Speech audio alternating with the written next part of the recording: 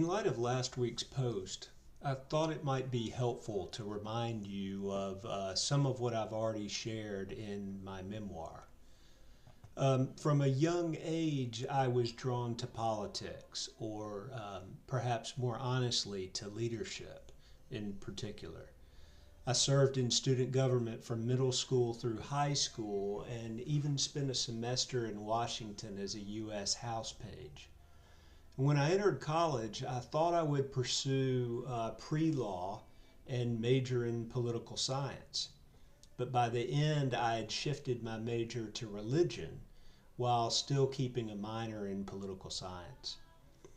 At a pivotal moment in that transition, I even resigned my junior class representative seat in student government so I could begin working part-time as a youth director in the United Methodist Church. And that eventually led to full-time work in another UMC and later to Duke University, where I pursued a Master's of Divinity and seriously explored whether I was, quote, called to ministry.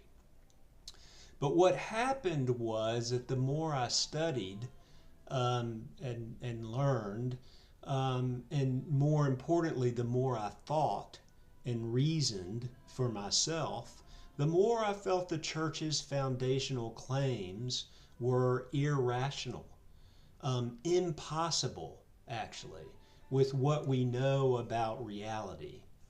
Virgin births, resurrections, and the claim then and therefore that Jesus was the Son of God.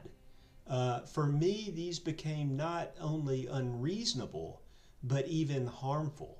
And I can share more about this in future posts. But at the same time, and for many years after, I was reckoning with my own sexual orientation in the face of a church that strongly condemned homosexuality. The official position at that time was that homosexuality is incompatible with Christianity. And unfortunately, plenty of folks seem to hold this today. And of course, carrying that judgment was a heavy weight on me, and I've written about the impacts of that.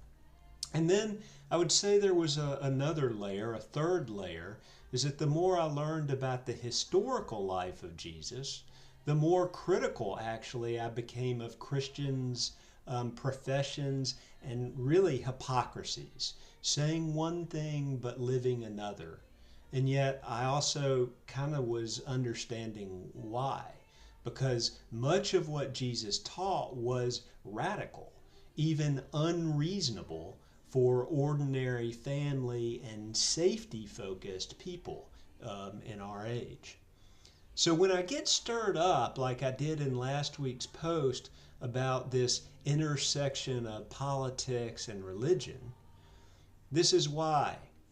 It's not just about headlines for me, but it's about decades of exploration and of lived experience.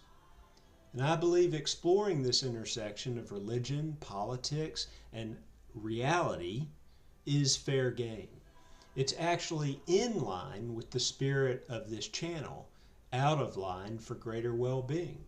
And it also connects to the larger themes, I think, of my memoir that I've spoken to recently: authenticity, honesty, genuine connection, and the pursuit of both personal and collective well-being.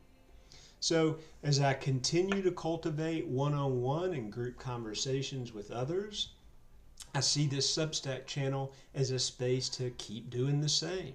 So I'd love to hear your thoughts, not just beliefs you've inherited, but what you've wrestled with, what you've reasoned out, and what your own experience has taught you. Thanks for listening and seeing me, and I look forward to hearing from you as well.